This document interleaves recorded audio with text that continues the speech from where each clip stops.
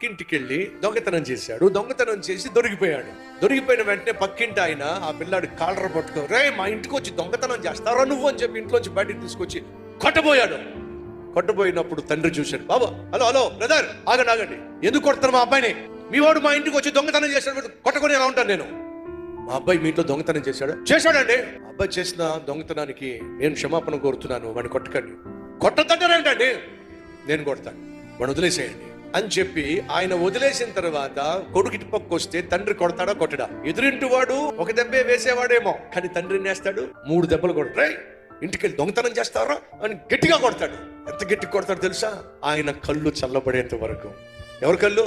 బాగా కొట్టాడు అని చెప్పి ఆయన అనుకునేంత వరకు కొడతాడు. జాగ్రత్తగా వినండి. వీడే గనుక అతని చేతిలో దెబ్బలు తింటే అవి చావు దెబ్బలు, కానీ తండ్రి చేతుల్లో తింటే ఒక పక్క కొడతాడు, కానీ ఎంత కొట్టాలో అంతే కొడతాడు. కారణం తెలుసా?